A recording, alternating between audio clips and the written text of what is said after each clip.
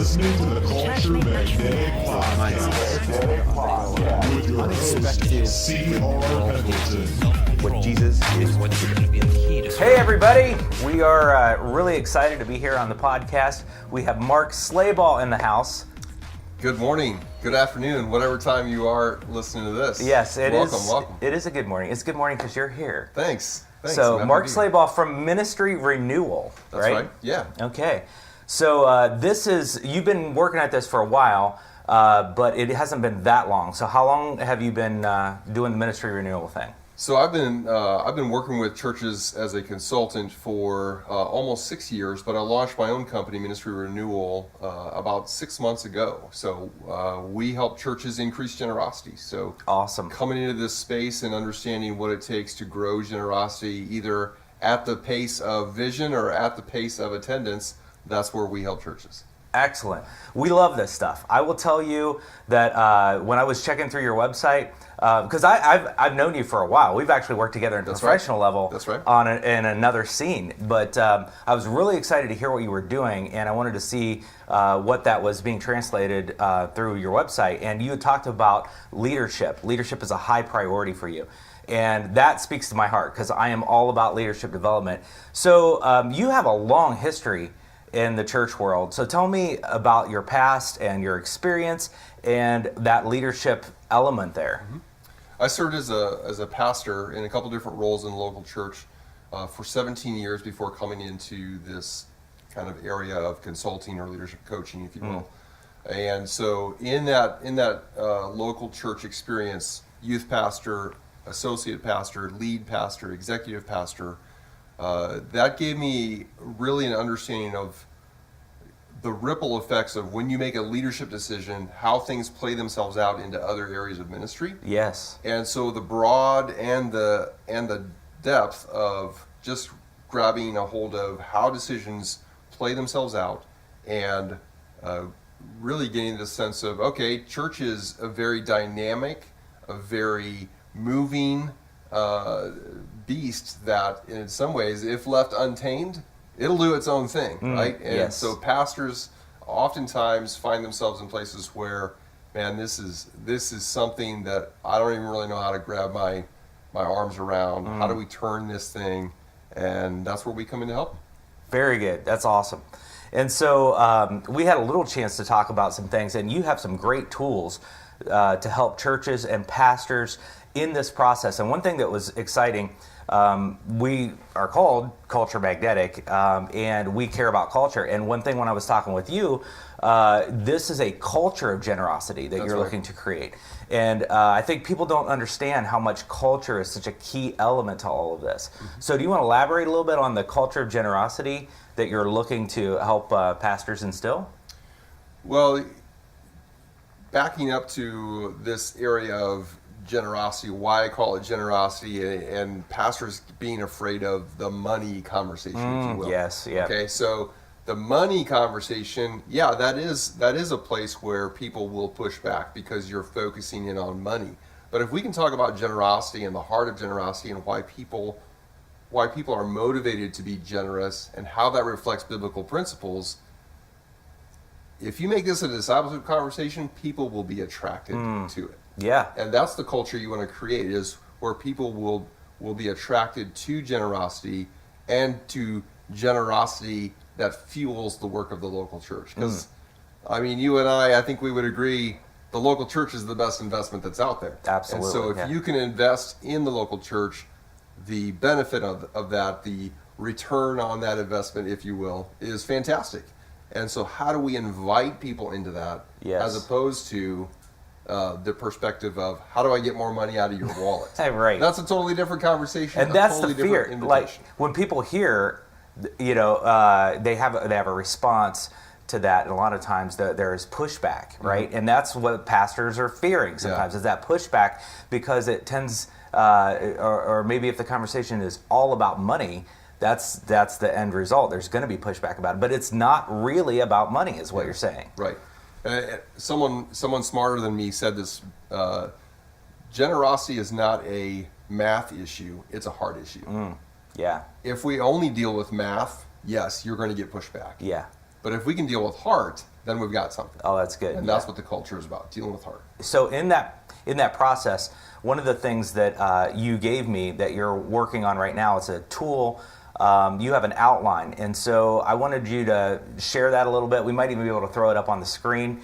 But for anybody just listening, can you break down a little bit about this process, this outline that you've created here? Absolutely. So for me, there are 4 habits, and we could get into more, but let's just kind of take some small steps in this, and 4 habits that will advance your generosity culture in what I view as simple ways. I don't want to give you something that's going to take forever and ever to implement. I want to give you 4 habits that you can implement right away. The first habit I would say is that you need to implement this idea of permission to change. I have permission to change. We as a leadership team have permission to change. So that would include maybe opportunities to use what do I say, experimental language. Hey, let's try this, or because that gives people a little bit of this idea of, okay, this is not permanent. This is not like jam it down our throat. Right. We're going to try something. Okay. So when you have an idea of, well, let's try something different, because you're not going to get a different result if you don't do something different. Mm-hmm. If you keep doing the same things over and over and over, the results are going to be the same as they have been. Mm-hmm. So giving yourself permission, it starts with the leadership, right? Giving yourself permission as a leadership team to change, and that will help those that you're leading kind of not fall in line as, we're blind sheep following a leader kind of an idea, but this experimental, let's try something, let's really dive into God's word and see what that tells us about generosity, and that'll help leaders change. Gives them something to grab onto and take away, some That's key right. elements.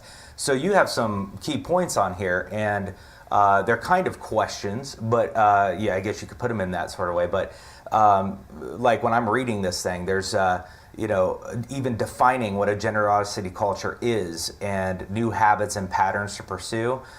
You have 2 that are on here that are great, and I feel like people should ask this about everything all the time. We need to stop whatever, and we need to start whatever. So anything you want to add to that? Yeah, I think the idea of we need to stop, it's hard to do that internally.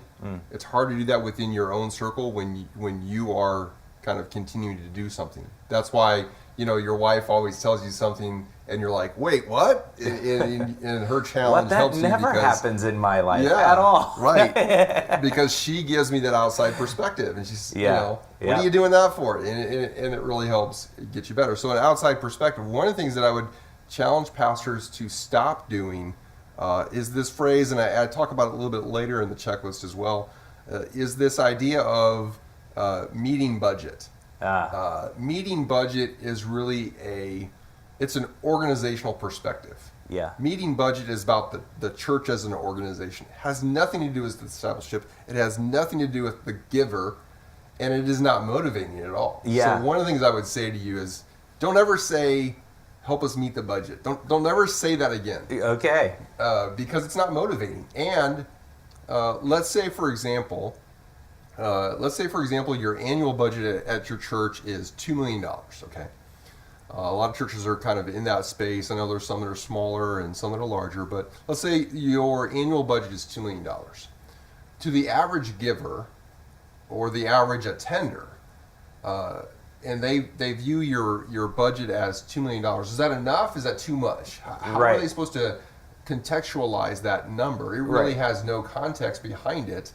Somebody who's paying their rent and maybe just got out of college or a young family, and they hear $2 million and that's so much money. Exactly. But if you're trying to run a big organization, $2 million can be barely enough Not to enough. cover. Right, absolutely. So the- how that lands is going to be really different You got for it. You very got it. different people. Yeah. So I would say what you need to stop is you need to stop talking about generosity and the money conversation from an organizational perspective. You need to stop doing that. Yeah. You need to start viewing generosity from a giver perspective. Okay. And giver-centric is more important than organization perspective. Okay. For example, one of the latest research tools from Barna suggest that a younger generation is more concerned about their own impact or their own kind of connection point to generosity than the vision of the organization. In fact, it's almost 2 to 1 that they would say,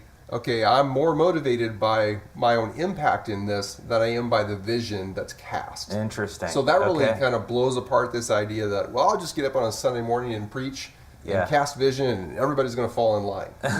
It doesn't exactly not going to work, and not that way, especially as we move forward. That's right. With the next generation. So, so moving on to your next section here, the intentional generosity moment.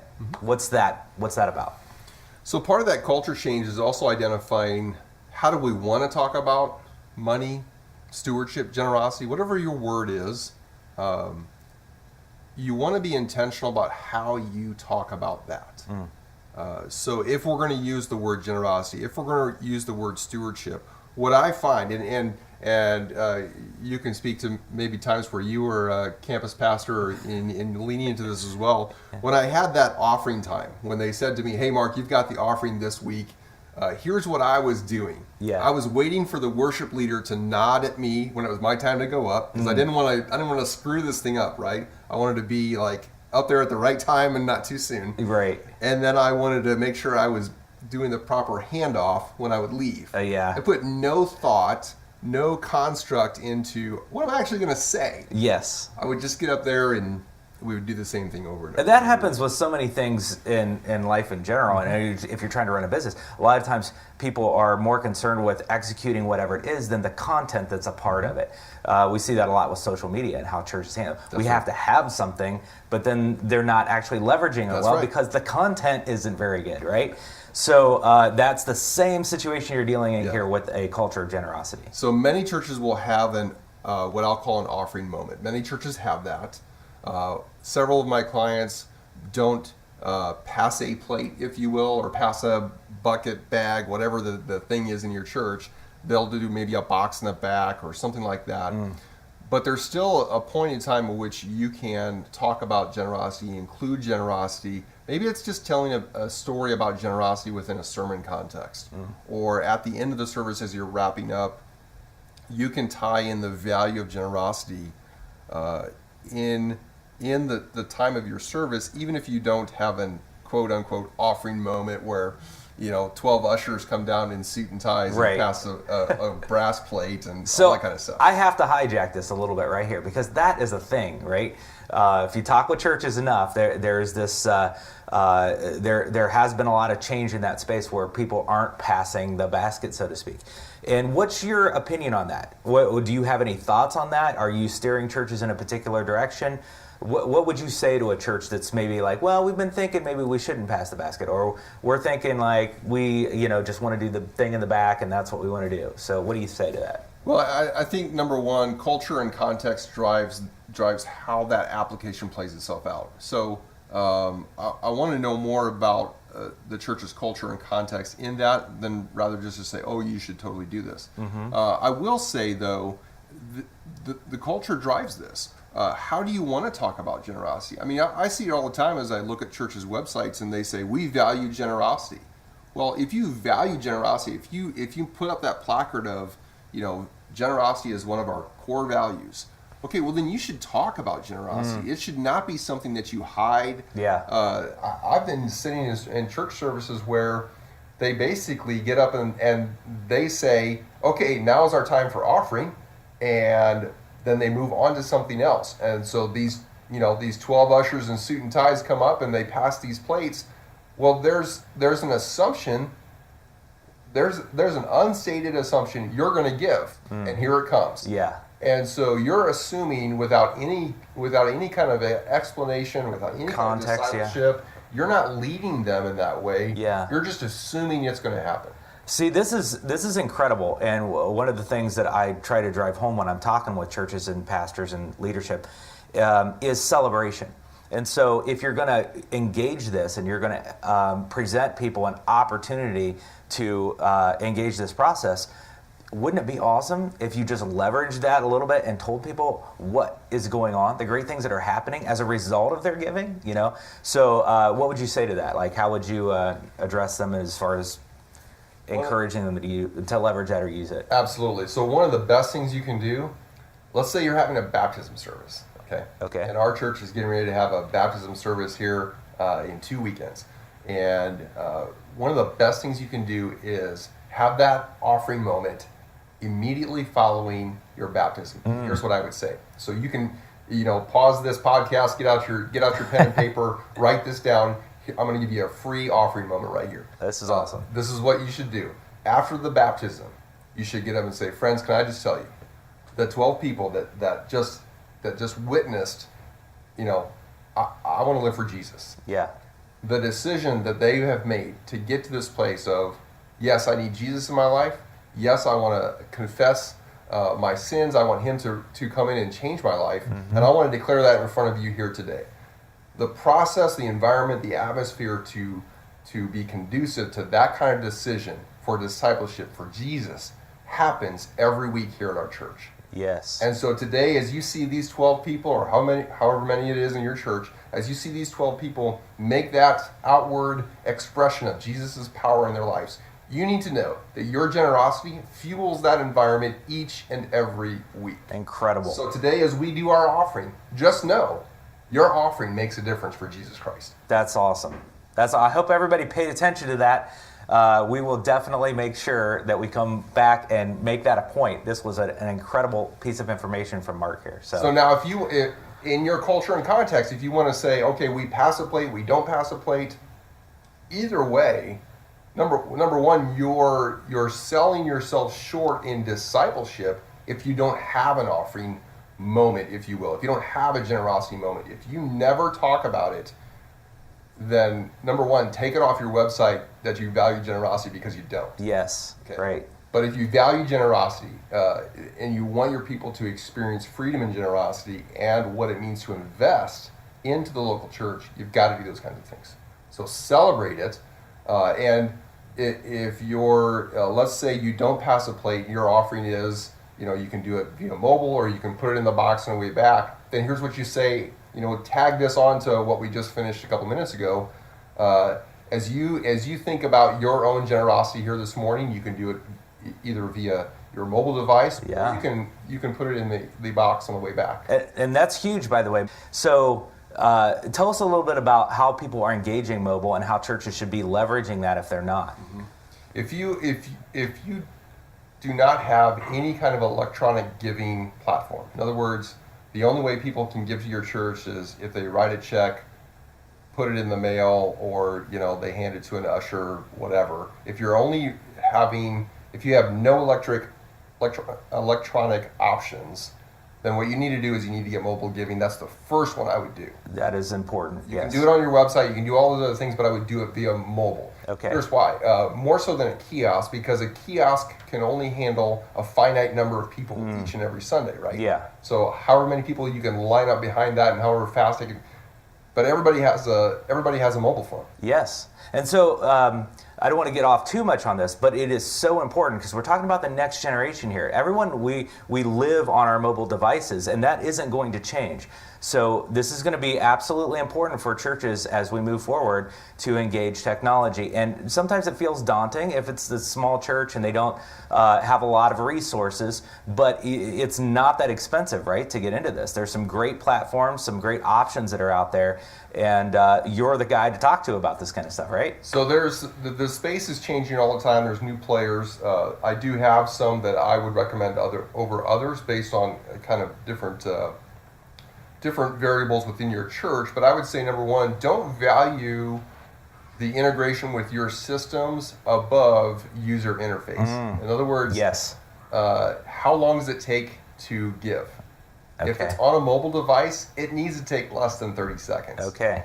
If it takes 4 minutes, no one's going to get to 4 minutes. Right, They're yes. going to drop out. So It's it like needs to the be- early days of the internet back when, and as time goes on, it's going to be less and less because, we used to be okay with a web page loading for a minute, right? Oh, wow. It would slowly load up, back in the late 90s, but that's what you did. That's right. We wouldn't stand for that now, and the same thing goes with the mobile application, right? So, okay, so moving on to your next thing, though, tracking the right data. Yeah. So that's really key. In fact, that's a big barrier to being able to celebrate because a lot of times people don't even know what the data is to celebrate it, right? So tell us a little bit about tracking the right data. So there's a lot of useful tools.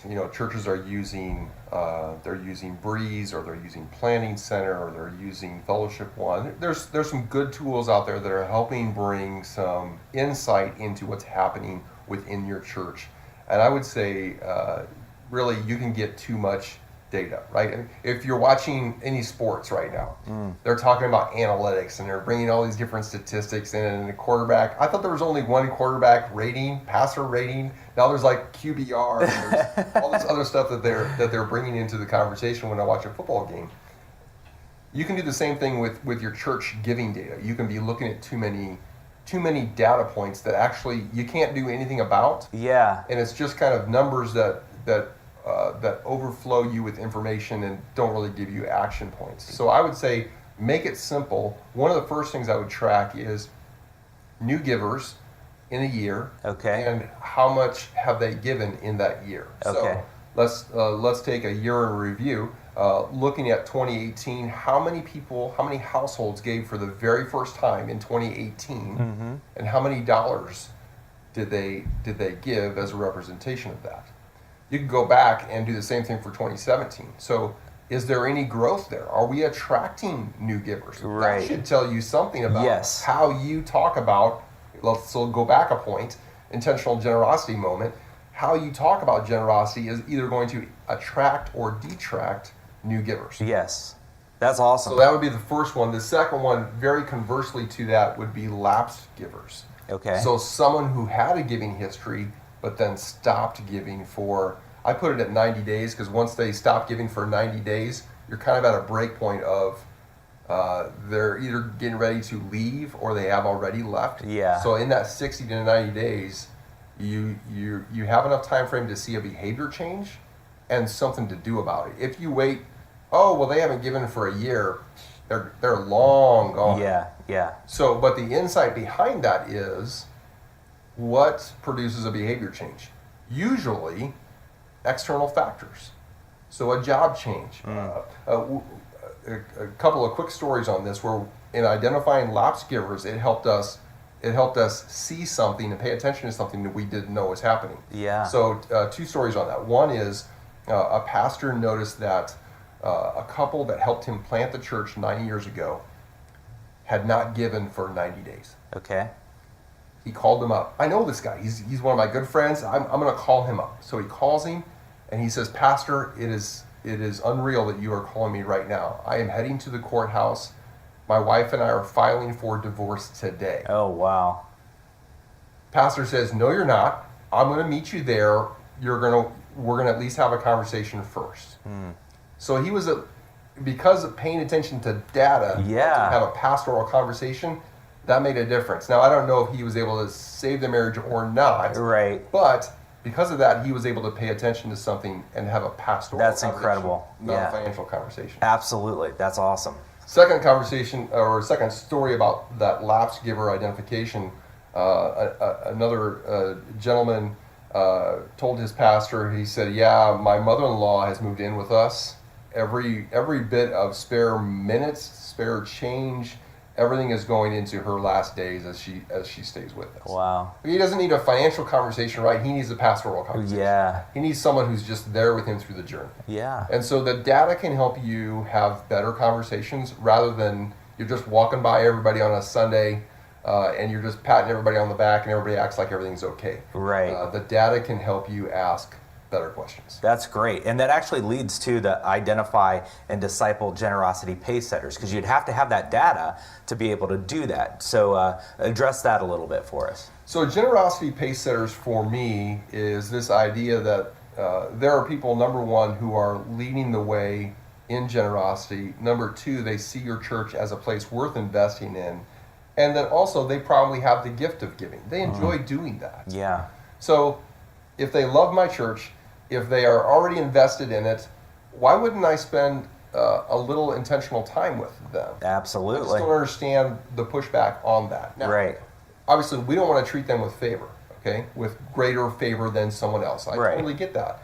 But if you disciple everybody at the same level, someone's getting shortchanged. You need to disciple people with where they are today. And we are all at different places. Yeah. So the generosity pace setters, identifying them and discipling them is about understanding where they are. And for pastors, here's where can we get up in their business here for a moment? We can. That is what we are all about. So Yes. I want to get up in their business here for a second. Quite honestly, pastors struggle to relate with generosity pace setters because they make 5 times, 10 times more money than they do, and they don't understand what that means to live with a different margin in their life. Yes.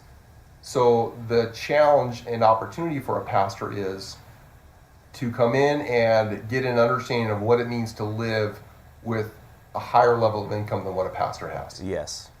And I understand, you are, as a pastor, you have these own tension points in your life with the finances because pastors are probably underpaid for the most part, right? But you still need to have a working knowledge of what it means or the decisions and the life that someone who makes a lot more money than you. Absolutely. Yes. And you need to disciple them. Yeah. You also need to know what it means for that guy who doesn't have a job, and you need to disciple them as well. Yes. But to create an overall culture of generosity, you need to fan the flame of those who are already being generous. You need to spend time with them. This group, generosity pace setters, they're strategic. These guys get stuff done. They're probably overachievers. Right. So what would it be like if you had 6, 8, 10, 12 of them around the table with you a couple times a year? It might be pretty informative. One would think, right? They might actually add value to you. Absolutely, yes. Now here's the surprise that pastors always kind of like, it's an aha moment for them when they jump into this. This is not a one-way conversation. In other words, pastor, you need to be the center of their universe. I can tell you right now, there's not a single one of those guys that want you to be their center of the universe. That's not going to happen. They don't have that much time for you. Right. Okay? But what happens is they can add value back to pastor. Also, they add value to each other. Yeah. A case in point of this for my own life, it was the church that I attend. I was invited to go to Israel with the group of generosity pace setters. Yeah. Now, it was great. I loved being around my pastor, and one of our other pastors was there, and that was great. But I liked being with the other guys in the group more so than I did pastor. Sure, yeah. I'm meeting new people. I'm engaged. They're adding value to me. They're sharpening my thinking. Yes. They're helping me just be a better disciple, a better father, a better husband. And now I see those guys every weekend at church. So the value proposition is not just, pastor, you need to give everything you have to these guys, and it's going to take another 10 hours a week from you. No, that's not it. Yeah. They add value to each other. They'll add value to you. They'll make you better. And then when you get up and share a vision that's already been tested in that group is going to be a ripple effect with everybody else. Absolutely. Because they're early adopters, they're influencers, they're strategic thinkers, and they're gonna influence others with the vision that you just cast. That's key. I mean, that's absolutely incredible. And one of the things that we did talk about in this process was some of the behaviors that is positive and negative that can infect the situation where pastors, one of them is in particular leading out of fear. So there's a lot of fear around this instilling a culture of generosity. So can you speak to that for a minute, that fear? You already have a little bit, but you've addressed some of the things that create the fears around it. But to me, and I could be completely wrong about this because that's not a primary point that I deal with all the time, that would seem to be a pretty big barrier for most pastors, is this fear element. I don't know, maybe not. Can you address that? So fear is typically born out of the things we don't know. It's born out of the things that we've never experienced or that we're hesitant about. So you think about the things that you're afraid of, it's typically because you don't have a lot of experience with it. I don't know if I should do this. I feel like I'm going to fail. What are we basing that? We're basing it on a lack of experience. We're basing it on a lack of information. Yeah. And so jumping into this is fearful for a pastor because they don't know how it's going to play out. They want to have confidence that what I'm going to do, what I'm going to say is going to work, right? Yeah. They just don't have that confidence yet. Yes. So to battle this fear, I would say, even in a generosity pace setter conversation, for example, many churches have this idea, whether it's written or unwritten, kind of this unwritten rule of, well, I don't know who gives, and the pastor thinks that makes him noble or somehow pious because he doesn't know who gives. Right. Yeah. I guess I kind of get why they've done that. You can understand, why they might travel in that space, but it's not that helpful. You need to view the giving to your church as a step in relationship and discipleship. And we've already established generosity is not a math issue, it's a heart issue. So if I'm growing in my discipleship and I grow in this area of generosity, I'm looking at this as a discipleship and relationship issue. I want to be more generous. I want to invest in our local church. That step in relationship, if it's ignored, the relationship will no longer be there. So in saying something like, well, I don't know anything about who gives what. I can understand, not wanting to be skewed by the information that you could get. Sure. Okay? But Pastor, I can just tell you, the people you think are giving, they're probably not giving. The people that you think are your top givers, if you don't have that information, they may not necessarily be your top givers. Absolutely. So dealing with disappointment, that's going to be there. But how to overcome this fear is to have the knowledge, is to have the tools to equip you to have these conversations. Some of the people who should be one of your top givers probably have never been discipled. Yeah. In giving. Yeah. And you're their pastor. Yes. Who's going to disciple them? Do you think the president of Ohio State University is going to say, you know what, CR?